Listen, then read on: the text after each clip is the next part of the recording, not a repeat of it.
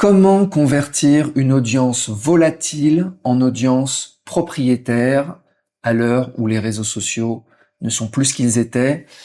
Vous pouvez avoir des centaines de milliers de followers sur YouTube par exemple, et pourtant, vous postez un contenu, et ce contenu n'est pas notifié à vos abonnés. J'ai donné quelques exemples de vieux youtubeurs, de youtubeurs de la première heure, qui ont amassé pourtant plein de followers et malheureusement ont sombré dans, dans l'invisibilité. Certains, je prenais certains exemples, certains ont presque 100 000 followers et pourtant ils vont vous faire 5 vues, 10 vues. C'est fini. Alors comment éviter ça, surtout pour ceux qui veulent monter des business en ligne basés sur de la création de contenu. Les followers ne sont plus un actif. En tout cas, ceux qui sont sur les réseaux sociaux traditionnels comme YouTube, Facebook, Instagram. Donc on va voir quelles sont les possibilités et vers quoi se tourner aujourd'hui et aussi comment utiliser ces réseaux sociaux qui apportent quand même une belle visibilité pour détourner cette audience et transformer cette audience fictive, factice, en audience propriétaire avec laquelle vous pouvez interagir de façon sérieuse et avoir un taux de reach important. Alors le taux de reach, on va parler de différentes métriques. On va parler de taux de reach, de taux d'ouverture et de taux de clic. Le taux de reach, très important, et c'est vraiment ce problème qui est au cœur des réseaux sociaux aujourd'hui. Taux de reach, aussi appelé portée ou visibilité, c'est le pourcentage de l'audience totale recevant le message dans son flux ou dans sa boîte. Ça mesure la puissance de la distribution brute. Ça veut dire, vous postez une vidéo, est-ce que vos abonnés vont la voir dans leur flux? Est-ce qu'ils vont voir cette vidéo, cette miniature apparaître quelque part? Voilà, ça c'est le taux de reach.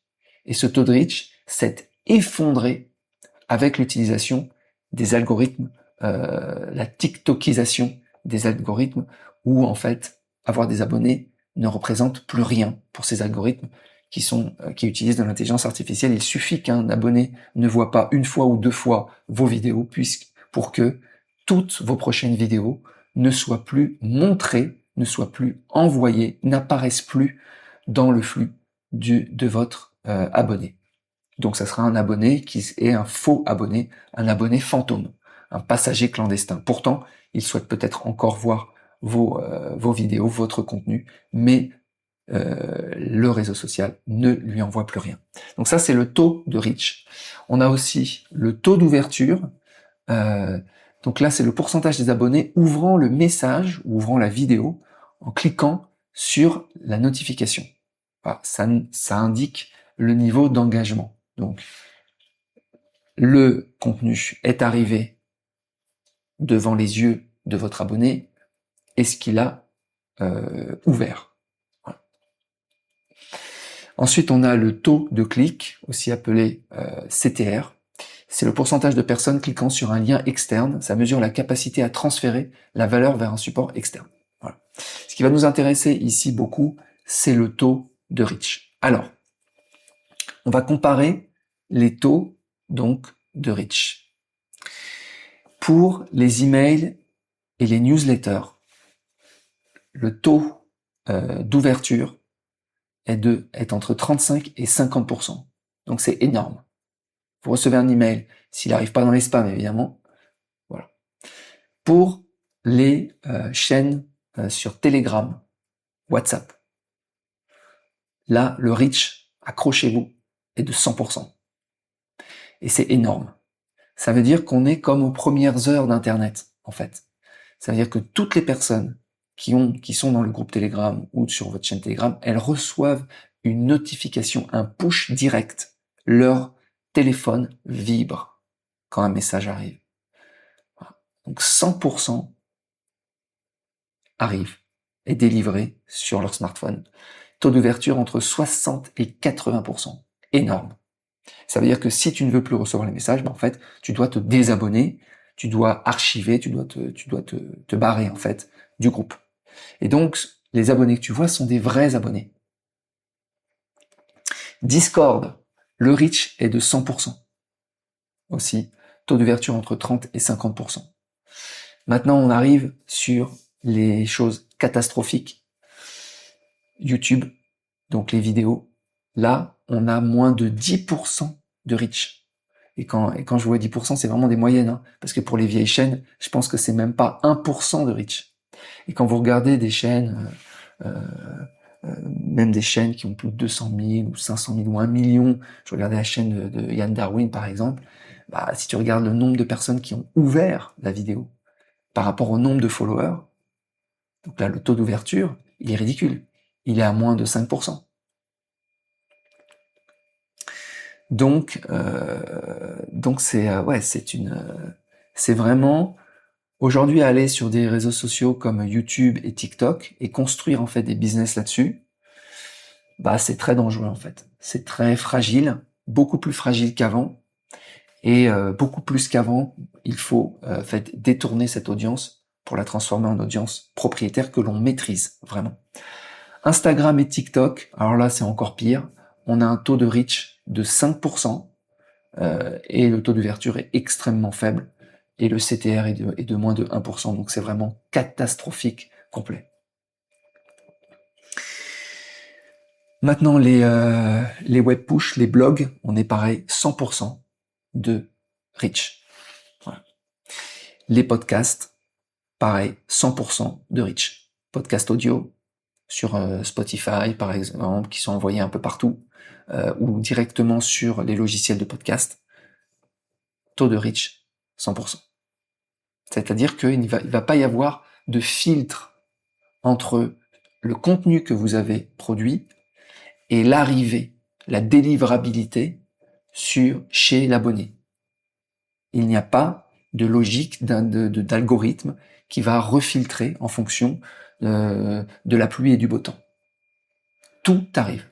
Si la personne ne veut plus voir, si l'abonné ne veut plus voir votre contenu, il doit se désabonner. Ça me semble beaucoup plus sain, beaucoup plus clair. Alors maintenant, comment aller justement sur ces endroits avec des reach élevés? Alors je vous en donne quelques-uns qui sont tout est en très forte croissance. Hein. Globalement, tout ce qui est création de contenu à tous les niveaux est en forte croissance. Alors on a les canaux directs privés où là on a un contrôle total et une notification quasi assurée. On va dire une notification à 100%. On commence par Substack. Substack, qui a une croissance de plus de 50% de croissance annuelle d'utilisateurs payants. Tout taux d'ouverture, on est à plus de 50%. Et délivrabilité, le taux de reach est de 100%. Behave, plus 100% de croissance annuelle. Pareil, délivrabilité, reach, donc 100%. Il y en a d'autres, il y en a que je connais même pas. Ghost, donc c'est auto-hébergé. Et donc tout ça, c'est dans le domaine un peu des newsletters en fait. Pareil, taux de reach, 100%.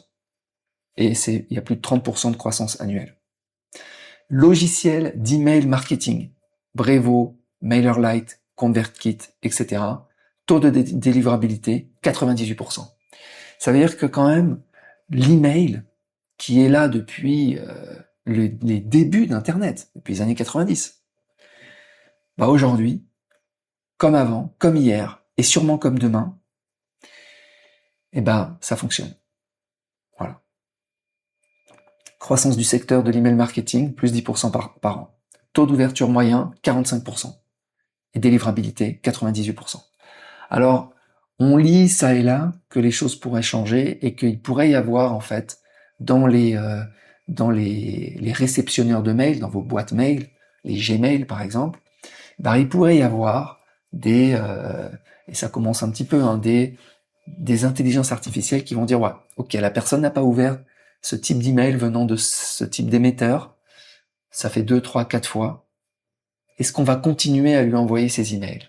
Ou est-ce qu'on va pas les filtrer, les mettre dans un spam ou les mettre dans une poubelle? Et là, évidemment, ça pourrait changer les choses. Mais en tout cas, aujourd'hui, ça fonctionne.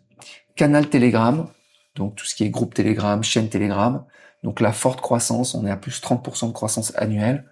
Le reach moyen est entre 20 et 40%. Taux d'ouverture push entre 60 et 80%. Donc ça fonctionne aussi. Donc ça, c'est le canal Telegram. Groupe Telegram, j'ai pas les chiffres. Chaîne WhatsApp. WhatsApp maintenant, il y a des chaînes WhatsApp. On a plus de 500 millions d'utilisateurs en moins de 1 an, plus de 100% de croissance. Taux d'ouverture 90%. Donc reach push élevé. Donc là, pas de filtre, pas encore de filtre. Tout ce que vous envoyez arrive sur votre chaîne WhatsApp. Rien à voir avec Facebook. Et pourtant, c'est le même groupe, puisque WhatsApp appartient à Facebook. Discord, on a plus 15% de croissance. On a 30 à taux d'activation des notifications push 30 à 50%. Donc c'est pas mal aussi. Alors ça, c'était pour le format texte. Okay. Maintenant, les formats audio. Donc moi, c'est ce que j'ai fait. J'ai fait un podcast audio auto-hébergé. Voilà, vous pouvez le faire. Donc flux RSS. C'est par exemple cet épisode est dans un flux RSS. C'est du podcast audio auto-hébergé. Vous pouvez aussi utiliser un WordPress ou bien faire comme moi votre propre site. Croissance des podcasts, on est à plus de 15%, plus 15% par an. Et là, vous contrôlez 100% des données, taux de reach RSS, 100%. C'est-à-dire, si vous êtes abonné, vous recevez forcément une notification. J'apparais, si vous cliquez, j'apparais forcément en fait dans votre fil de podcast si vous êtes abonné. Ça, c'était les podcasts auto-hébergés. Donc là, en plus, vous contrôlez, il n'y a pas la censure, etc. Maintenant, les podcasts hébergés, Spotify, Apple Podcasts, etc. On est à plus de 20% de croissance. C'est pas mal. Taux de rétention des abonnés, 70%. Donc là aussi, il n'y a pas de filtre. C'est intéressant ce qui va se passer parce que le monde des podcasts et des flux RSS, il commence à se développer sur la partie vidéo. Donc on a la partie audio, on a les transcripts texte, et puis il va y avoir la partie vidéo qui existe déjà d'ailleurs sur Spotify. Mais ce qui serait mieux, c'est de pouvoir mettre les MP4 directement dans un flux RSS. Voilà. Et alors là, attention les dégâts, parce que ça va venir en compétition de toutes les plateformes de contenu vidéo, typiquement YouTube, TikTok, etc. Ensuite, les blogs classiques, taux de clic supérieur à 25% par rapport à l'email. Ok. Les réseaux sociaux traditionnels, donc là, c'est une cata. Taux d'activation de la cloche, donc vous avez beau activer la cloche, toutes les notifications, etc. Vous avez, comme je vous l'ai dit, moins de 10%. Donc ça, c'est YouTube. Pareil, c'est Instagram, catastrophique aussi. Facebook, le reach est à 1%. C'est-à-dire, ça sert à rien, en fait, d'avoir des abonnés sur Facebook. Ça sert à rien. Alors le gros avantage en fait, c'est que tu te renouvelles sur ces réseaux sociaux où les abonnés et les notifications ne représentent plus rien. En fait, tu te renouvelles à chaque vidéo. Ça veut dire que les nouveaux entrants sur ce marché, ceux qui veulent développer des business en ligne basés sur des créations de contenu, en fait, ils ont la chance, ils ont l'opportunité. Ils font pas face à des mastodontes qui sont déjà des abonnés et qui occuperaient la place. Pas du tout, en fait. Donc tout le monde peut venir sur les réseaux sociaux. Souvent on me demande mais est-ce que c'est le bon moment? En fait, mais carrément, c'est vraiment le bon moment là. Alors on continue avec LinkedIn. LinkedIn, taux d'ouverture d'email. Donc on est à 20-30%, abonnement d'utilisateurs plus 40%, reach notification 100% au lancement. Alors c'est pas mal, mais est-ce que ça va rester comme ça? Parce que la tentation de ne plus envoyer en fait les contenus aux abonnés, elle est importante. Au début, les plateformes, font semblant, vas-y, j'envoie à tous les abonnés, comme ça, les créateurs de contenu sont contents, etc. Et puis à un moment donné, c'est fini. C'est fini. Donc c'est pour ça qu'il faut rapidement aller vers de l'auto-hébergement et uniquement de la publication, et du contenu, privilégier le contenu qui soit délivré réellement. Twitter, taux d'engagement supérieur à 20% par rapport au tweet public, reach dépendant de l'application. Ok, bon, faut voir. X, honnêtement, de mon expérience, les tweets ne sont pas envoyés aux abonnés, ou pas suffisamment. Il y a des filtres importants. Voilà. Évidemment, l'algorithme qui filtre n'est pas communiqué. Voilà. On te laisse en fait rentrer au début. Je sais pas si vous avez remarqué, les nouvelles chaînes, que ce soit sur YouTube, X et autres, en fait, elles postent du contenu et ça fait beaucoup de vues. Et puis à un moment donné, il y a des gens comme ça, ils ont 1000 followers et ils font du 4000 vues en moyenne. Et ils se disent, ouais, mais man, c'est génial. Quand j'aurai 10 000 followers, je ferai 40 000 vues. Mais non. Je lui dis, quand tu auras 10 000 followers, tu feras aussi 3 000 ou 4 000 vues. Et quand on aura 80 000, tu feras peut-être encore moins. Et ils y croient pas. Mais en fait, quand tu analyses le ratio vues sur followers, en fait, il s'effondre totalement à mesure que tu as des followers. Donc en fait, c'est un peu, plus tu as des abonnés, et moins, et plus ton ratio vues sur abonnés est faible. Parce que bah, les algos, ils poussent moins tes contenus. Voilà, donc bah, la stratégie, évidemment, ça veut pas dire ne pas être présent sur les réseaux sociaux traditionnels, YouTube, TikTok et compagnie, Instagram. C'est de les utiliser en fait pour détourner cette audience en audience propriétaire. Au-delà de ça, évidemment, il y a de la censure importante sur ces réseaux sociaux. Au-delà de ça, il y a des risques que les chaînes soient supprimées, que les contenus soient supprimés, que les comptes soient bloqués, etc. Donc, gardez la maîtrise de vos contenus via en fait de l'auto-hébergement, que ça soit du podcast, du newsletter, de tout ce que vous voulez, mais ce serait dommage en fait de disparaître simplement parce que des algos ont décidé que vous n'étiez plus que vous étiez devenu obsolète. Je vous souhaite une bonne journée et si vous avez des questions, n'hésitez pas. Si vous voulez aussi monter vos chaînes, création de contenu, etc. sur YouTube en particulier ou du podcast auto-hébergé, ce genre de choses, des choses que j'ai déjà faites, vous pouvez booker du coaching sur mon site marcbloirsky.com. Je vous souhaite une très bonne journée et je vous dis à bientôt. Ciao.